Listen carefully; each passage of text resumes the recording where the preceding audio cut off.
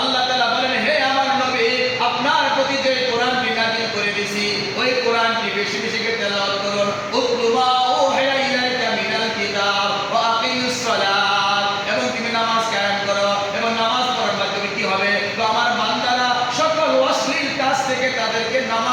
ইবাদত করায় দিবে। সুবহানাল্লাহ। ওয়ালা যিকরুল্লাহি আকবার। আল্লাহ রাব্বুল আলামিন বলেন এই নামাজটা হলো পৃথিবীর ভিতরে যতগুলো ইবাদত আছে, পৃথিবীর ভিতরে যতগুলো জিকির আছে, সবচাইতে বড় জিকির হলো আল্লাহ তাআলার নিকটে নামাজ। সুবহানাল্লাহ। এই অধিক মহব্বতে নামাজটা আদায়। কিন্তু আজকে নামাজটা করবো, অনেক মুসল্লি বল হুজুর নামাজটা করি, কই আল্লাহ তো শোনে না, আল্লাহ তো দেখে না, অনেকে অনেক কথা বলি। আরে ভাই, নামাজটা যদি আপনার নামাজের মতো হয় তবেই সে নামাজটা আল্লাহ তাআলা কবুল করে নেন। সুবহানাল্লাহ। এজন্য আল্লাহ রাব্বুল আলামিন তার নবীর মাধ্যমে বলেছেন সাল্লু কামা রাআইতুমুনি উসাল্লি। আল্লাহ তাআলা নবী বলেন হে আমার উম্মতেরা, আমার দরবারে তোমরা আমাকে থেকে যেভাবে নামাজ পড়তে দেখেছো ঠিক তোমরা তোমাদের নিজ নিজ এলাকায় যে ওইভাবে নামাজটা আদায় করো। যেভাবে আমাকে নামাজ পড়তে, কেমনে নামাজ পড়তে হয়, কেমনে দাঁড়াইতে হয়, কেমনে হাত বাঁধতে হয়, কেমনে হাত তুলতে হয়, কিভাবে রুকু করতে হয়, কিভাবে সিজদা করতে হয়, কিভাবে আপনার বসতে হয়, কিভাবে আপনার কেরাত করতে হয়, কিভাবে দোয়া কুনুত করতে হয়, কোথায় আত্মায়াত করতে হয়, কোথায় আপনি কি করতে হয়, এটা যতক্ষণ পর্যন্ত না শিক্ষা করবে জিন্দেগিতে ওই ব্যক্তির নামাজটা সহি হবে না, জিন্দেগিতে সহি হবে।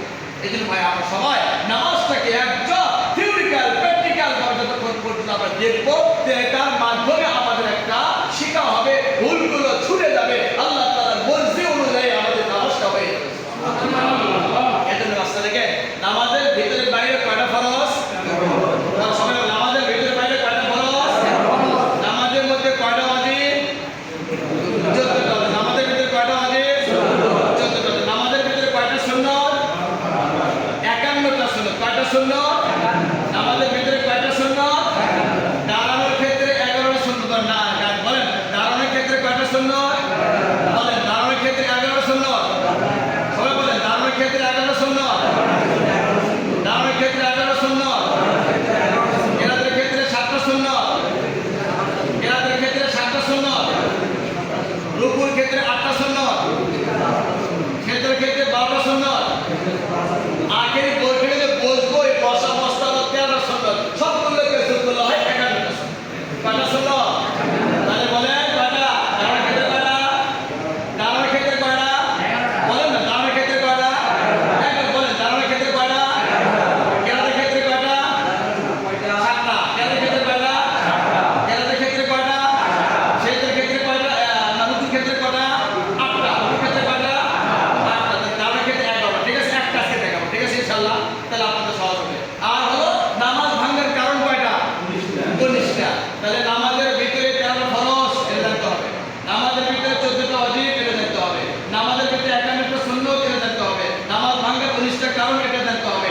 এই 4টা কারণ 100% জানে কোন বান্দা যখন নামাজ পড়বে আল্লাহ রাব্বুল আলামিন ওই বান্দার নামাজটাকে কবুল করবে। সুবহানাল্লাহ। ওই এখন ওয়াজিবকে করতেছে সুন্নতের মর্তবা দিচ্ছে, সুন্নতকে করতেছে ফরজের মর্তবা দিচ্ছে, নামাজ ওটা কেরাত সহি নাই, ওখানে নামাজ পড়তেই আছে, ডিভাইডই আছে। আরে কেউ যদি কপালে নামাজ পড়তে পড়তে কপাল যদি কালো হয়ে যায়, খোদার কসম করে বলে ওই ব্যক্তির নামাজ জিন্দেগিতে সহি হবে না যদি তার কেরাতটা সহি না।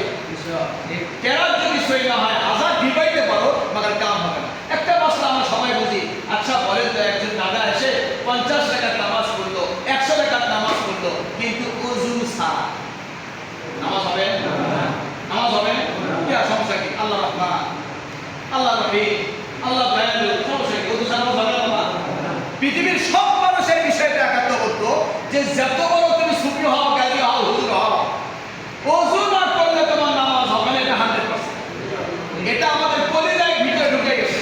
কিন্তু আরেকটা বিষয় কলিজায় ঢুকে না, তুমি যতই বড় মুরব্বী হও, দাঁত ছাড়া হও, দাঁড়াতলা হও, আর যুবক হও, কিশোর হও, জানা হও, অজানা হও, কেরাত যদি সহি না হয় তোমার নামাজ হবে না। সেই ক্ষেত্রে হুজুর আমরা মুরব্বী, তো মুরব্বী তো ওযু ওয়ালা ঠিক আছে, হ্যাঁ ওযু ওয়ালা ঠিক কেন? এজন্য ভাই আমার আপনার জন্য ওযু যখন না থাকে নামাজ হয় না। ঠিক কেরাত সহি না হলো দুধ না গেলে না তারও নামাজ হয় না। এটা নামাজ সহি হওয়ার কেরাত সহি। এটা বলবেন ইনশাআল্লাহ। দেখবেন আলহামদুলিল্লাহি রাব্বিল আলামিন, এর অর্থ সকল প্রশংসা বিশ্বজনীন মালিক আল্লাহ। এদিকে আলহামদুলিল্লাহি রাব্বিল আলামিন পরে অর্থ হবে কি? সকল পচা গান্দা নিকৃষ্ট জিনিস আল্লাহ তাআলা। নাউযুবিল্লাহ। সূরা ফাতিহা আসে অধিকাংশ বাঙালি আমরা সূরা ইখলাসের খুব মহব্বত। কুল হুয়াল্লাহু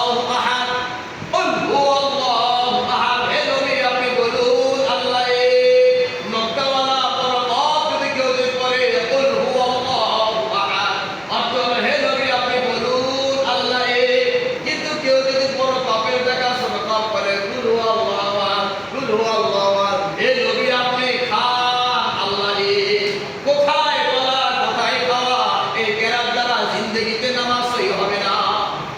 যাতে নামাজ পড়তে পড়তে কপাল ঘিরা কালো হয়ে যায়, সেই তার অঙ্গগুলোকে কালো হয়ে যায়।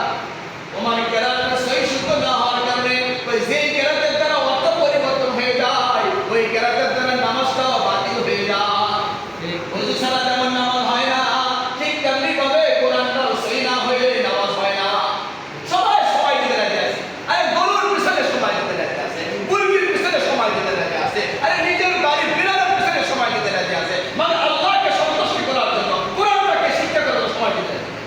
এই যে মুসলমান, হ্যাঁ হুজুরা কি জানে, হুজুরা কি জানে, মরো দেখা হবে সেখানে। हम ऐसे रहे ना कि वैसा रहे, वहाँ देखना हम क्या हम कैसे रहे। আমরা এখানে যেমন তেমন থাকি না কেন, এটার কোনো ধর্তব্য নাই। আমার গাড়ি থাকার না থাক ধর্তব্য নাই, আমার গাড়ি থাকার না থাক ধর্তব্য নাই, আমি তোমার এখানে চাকরি করি আর না করি ধর্তব্য নাই। বরং দেখা হবে হাসরের ময়দানে, ওই জায়গায় যদি আল্লাহ তাআলা সেই বান্দাকে লাল গালিচার বিষয়ে জান্নাতের ভিতরে দিয়ে যায়, ওটাই হলো সফল ঈমানদার। সুবহানাল্লাহ। এই জন্য আল্লাহরা কি বলে, হুজুররা কি বলে, আর বুঝে কে বুঝে শুনে তুমি করছি, বুঝে শুনে তুমি করছি, বুঝে শুনে জানি রেখে দিছি, বুঝে শুনে আল্লাহ তাআলার কুদরতি কদমে সিজদা দেই, বুঝে শুনে আল্লাহর কোরআনকে পড়তে থাকি। দেখা হবে সেই দিন আমি বুঝেছিলাম না তুমি বুঝেছিলা, ওই জায়গাতে আল্লাহ তাআলার মেহেরবানিতে দেখা হবে। এই জন্য কোরআনটাকে 100% সহি করতে পারবো ইনশাআল্লাহ। যেকোনো জায়গাতে যোগ্য ইমাম নিয়ে ওদের অক্ষর হলো যে আমার যে সমস্ত নামাজের মাসলা মাসাইল জানি না ওদেরকে জেনে নেওয়া, ওই ইমাম সাহেবের কাছে কোরআনটা সহি শুদ্ধ করে নেওয়া, ওই ইমামকে আপনি মুরব্বী হিসেবে মানা, ওই ইমামকে নেতা হিসেবে মানা। কিন্তু আজকাল আমার মসজিদের ইমামকে মানা গেল কর্মচারী হিসেবে, কর্মচারী হুজুর বলে গেল বাবা কি সুবিধা, হুজুর 2 মিনিট পরে দেওয়া হচ্ছে কে, কি ব্যাপার আজান তোমার দেরিতে দিলা, আরে কি অবস্থা। বুঝতে হবে ওই ব্যক্তি ইমানি ক্যান্সার হয়ে গেছে, যে ব্যক্তি আলেমকে সম্মান দিতে জানে না, যে ব্যক্তি আল্লাহ তাআলার প্রিয় বান্দাদেরকে মহব্বত করতে জানে না, যে ব্যক্তির পরিবার ভিতরে আল্লাহ তাআলার মহব্বত নাই, ওই ব্যক্তি আলেমদের সঙ্গে, ওই ব্যক্তি কোরআনের সঙ্গে, ওই ব্যক্তি আল্লাহ তাআলার প্রিয় বান্দাদের সঙ্গে বিক্রয় করে।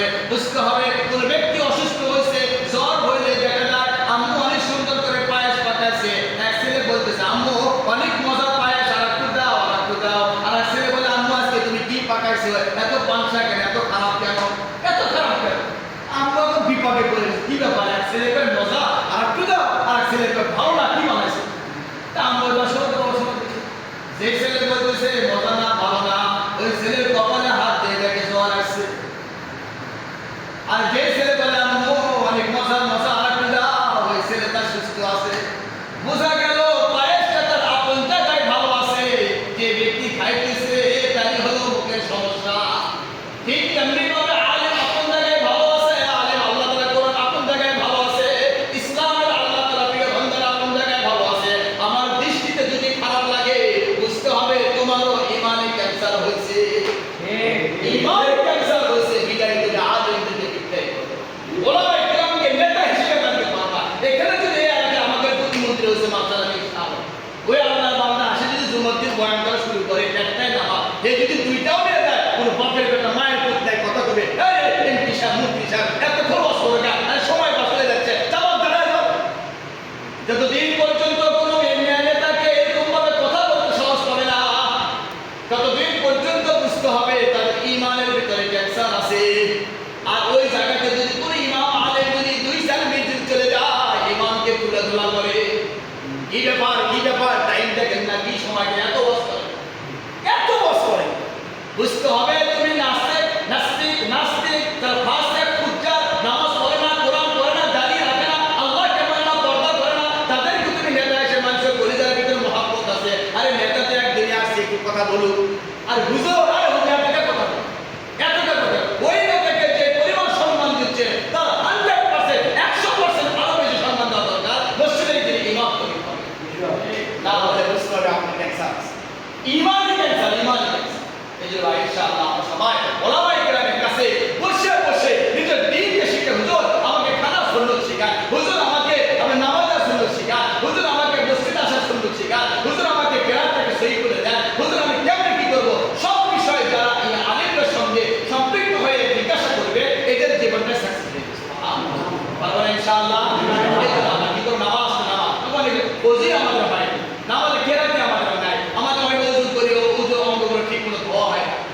জন্য ভাই আমাদের কাজটা নামাজটা যদি নামাজের মতো হয় তবে সেই নামাজের দ্বারা আল্লাহকে পাবো। এখন ইনশাআল্লাহ দাওয়ানি ক্ষেত্রে কয়টা সুন্নত বলছিলাম? বলে না 11টা। কয়টা সুন্নত? নামাজের দাওয়ানি ক্ষেত্রে কয়টা সুন্নত? একটু মুখস্থ করেন। আজীব কথা কিতাবে লিখছে, হাদিসের মধ্যে আছে, কোন উম্মত যদি একটা মাসআলা শিখছে, শিখার সময় সে নিয়ত করছে আমি জিন্দেগিতে এই মাসলার উপরে আমল করব না, 100% নিয়ত করছে, তবু আল্লাহ পাকের নবী বলেন তোমার আমল নামার ভিতরে 1000 নফল নামাজ পড়ার পরে সব তোমার আমল নামা দিয়ে দাও। সুবহানাল্লাহ। জিন্দেগিতে আমল করব এই নিয়ত শুনলেও চিন্তা করে দেখেন। এই জন্য দাওয়ানি ক্ষেত্রে কয়টা সুন্নাত? বলেন না, দাওয়ানি ক্ষেত্রে কয়টা সুন্নাত? কেরাতের ক্ষেত্রে 7টা সুন্নাত। বলেন কেরাতের ক্ষেত্রে কয়টা সুন্নাত? কেরাতের ক্ষেত্রে কয়টা সুন্নাত? সিজদা রুকুর ক্ষেত্রে 8টা সুন্নাত। বলেন রুকুর ক্ষেত্রে কয়টা সুন্নাত? রুকুর ক্ষেত্রে কয়টা সুন্নাত? রুকুর ক্ষেত্রে কয়টা সুন্নাত? আর কেরাতের ক্ষেত্রে কয়টা সুন্নাত? 7টা সুন্নাত। আর দাওয়ানির ক্ষেত্রে কয়টা সুন্নাত? 11টা। ঠিক আছে ইনশাআল্লাহ আমি একটু দেখাই, খেয়াল করেন অন্য অবস্থা সবাই কম। এটা আমরা যখন নামাজে আসবো সবচাইতে প্রথম কাজ হতে জানেন আমাদের কলিজার ভিতরে আল্লাহর মহব্বতটা নিয়ে আল্লাহর কাছে হাজিরা দিতে যাচ্ছি।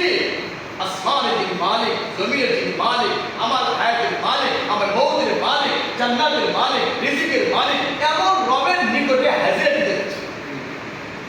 যার কারণে না ওলামায়ে কেরাম দেখবেন ওই নেতা দেখলো যে পাঞ্জাবি আল্লাহর ঘরে আসলে কি বলবে? সুবহানাল্লাহ বলেন না? একজন ব্যক্তিকে খবর দিছে, এ ভাই তোমার বাসার পাশে যে আব্দুর রহমান আছে না, হ্যাঁ তুমি একটু তাকে আমার চেয়ারম্যানের কার্যালয়ে দেখা করতে বলো, তো এমপি সাহেবের কার্যালয়ে দেখা করতে বলো। তাকে যদি বলে ভাই এমপি সাহেব তোমাকে ডাকছে কালকে সকাল 10টার সময়, ও দেখবে সারা রাত আর ঘুম পারে খালি বুঝতে বুঝতে করে রাত শেষ হয়। সকালবেলা উঠে গোসল করবে সাবান দিয়ে, শ্যাম্পু দিয়ে, সকালবেলা উঠে একদম ইস্ত্রি করা মা জামা কাপড় পরিয়া স্মার্ট হয়ে চুলকে সাইজ করে সেক্সফুল লাগায়া ফুল লাগায়া টাই লাগায়া হাঁটতে মরণ মানে কইলা শ্বশুর বাড়িতে কোথা লাগা তো না এমপি সাহেব ডাকছে তো। আচ্ছা এমপি সাহেব ডাকছে তাই তো পুষ্পাস আসমানের মালিক ডাকছে, সিরা পাঞ্জাবি সিরা টুপি ময়লা নাম বলবো আসছে নামাজ পড়তে, এমন খাইটা মালটা পান খায় সপ্তাহ দিয়ে, এমন গুল লাগায় বেরি খায় সিগারেট খায় আর একজন কমে চলে আসে। আসতেছে কোথায় যাচ্ছে? ঘাস কাটবে, গরু গোল করতে না, কোথায় কোনো খবর নেই, আসতেছে। তাহলে বোঝা গেল তার অন্তরে ভিতরে আল্লাহর মহব্বত, তার কলিজা আল্লাহর মহব্বত। আজকাল না স্মার্ট সুন্দর হয়ে আল্লাহ আমি আল্লাহর ঘরে যাচ্ছি, সুন্দর জামা কাপড় পরে স্মার্ট হয়ে কলিজার ভিতরে মহব্বত নিয়ে আসতে। এই জন্য আমরা আসবো সুন্দর জামা কাপড় পরে আসবো, একটু চুলটাকে আশ্রয় আসবো, একটু সুন্দর টুপিটা একটু পরবো আল্লাহর ঘরে। কিন্তু কি করে মসজিদ কর্তৃপক্ষ দেখবে অনেকগুলো টুপি কিনে পড়ে, যে টুপিগুলো আসে আবার আমাদের সব পরে আবার যাওয়ার সময় কি করে দেখ হালে ফেসে তো এত কিছু কিনা সুযোগ হইল মানে আল্লাহ তাআলাকে সুযোগ পেয়ে আল্লাহ তাআলাকে মহব্বত করা তো টুপি কিনা সুযোগ হলো না। এই জন্য টুপিকে এরকম ভাবে শাস্ত্র না সুন্দর করে টুপিকে পরিধান করা।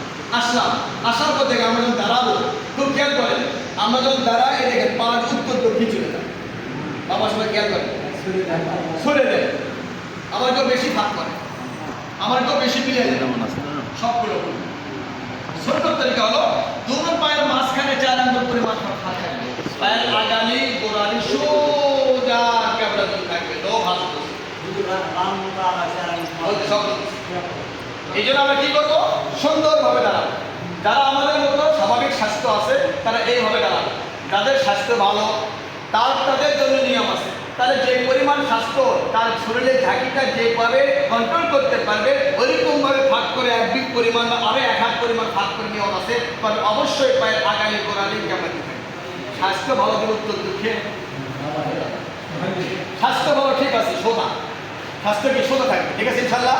তাহলে আমার পায়ের দিক দিয়ে জিনিসটা যে আমরা পায়ের আগালি গোড়ালি সোজা ক্যাবলা দিই, মাঝখানে 4 আঙ্গুল ভাগ এভাবে গেল দাঁড়ালাম। দেখবেন অনেক সময় কি করে সবাই মসজিদে আসে দাঁড়াইছে, এই যে হাতের জামা যেটা আছে দুটো করে আসে এইভাবে মনে হয় আল্লাহর সাথে মারামারি করার জন্য আছে, হ্যাঁ যুদ্ধ করার জন্য আছে, পাশের ভাই যুদ্ধ এ কে মনে আমার ভাই করে হাত গুছাই না বোঝায় না? আচ্ছা, কোনো ব্যক্তি এমপি আছে, কোনো চেয়ারম্যান আছে, অথবা কোনো পিসাব আছে, কি করে আচ্ছা তোমার সারের দাম বেড়ে গেল আল্লাহ তাআলার কাছে, আল্লাহ চাই দেবো সারের দাম বেশি, এর জন্য কি করবো আমরা হাতের আস্তিনটাকে ছাড়াই দিই। আর সবচেয়ে উত্তম করা কি, যখন কোনো বান্দা উজু করে, উজু করার সময় যে পানিটা টপকে টপকে পড়ে না, কিতাবে লিখছে আল্লাহ রাব্বুল আলামিন ওই পানির সঙ্গে তার গুনাহের সগীরাগুলো ঝরায় দেয়। এই জন্য পানি উজু করার পরে সহজে হাত দেয়, মানে গামছাতে মুসলিম না। যদি আপনার রোগ না থাকে, সর্দির রোগ না থাকে, সমস্যা না থাকে, তাহলে আপনি পানিত পক্ষে উজু করার পরে একটু কি করবেন, পানিগুলো ঝুরতে দেবেন। যত পানি ঝরবে তত গুনাহের সগীরা ঝরে যাবে। এই জন্য আমরা কি করবো, নামাজে আগে আস্তিনটাকে নেবো, ঠিক আছে ইনশাআল্লাহ। শরীরে দাঁড়ান, আবার দেখবেন অনেক সময় দাঁড়াইছে, মুয়াজ্জিন সাহেব বলছে একামত দিচ্ছে, আল্লাহু আকবার আল্লাহু আকবার আল্লাহু আকবার আশহাদু আল্লা ইলাহা ইল্লাল্লাহ। ওমা অনেক মুসল্লি দিকে হাত দিতে আসে, কে রে ভাই তাকবীর তাহরিমা বলার পরে না হাত দিতে, আগে কেন হাত দিতে আসে? এই জন্য মুয়াজ্জিন সাহেব একামত চলাকালে হাত বেঁধে রাখা মাকরুহ, হাত ছেড়ে রাখা, হাত বেঁধে রাখা, ঠিক আছে ইনশাআল্লাহ। এরপর দেখেন আমরা এখন সোজা একামত শেষ, ইমাম সাহেব বলছে কি, ক্যাবলাদিক হয়ে সোজা দাঁড়ানো, মাথা না ঝোঁকা, খুব খেয়াল বাবা, ক্যাবলাদিক হয়ে সোজা দাঁড়ানো, মাথা না ঝোঁকানো।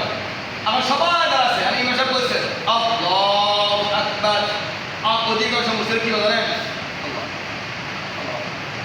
কেউ কারো চিমটি মারে, হাপকা মারে, এর থেকে ইন্ডিয়া করে কি স্টাইল, কত ভ্যারাইটি।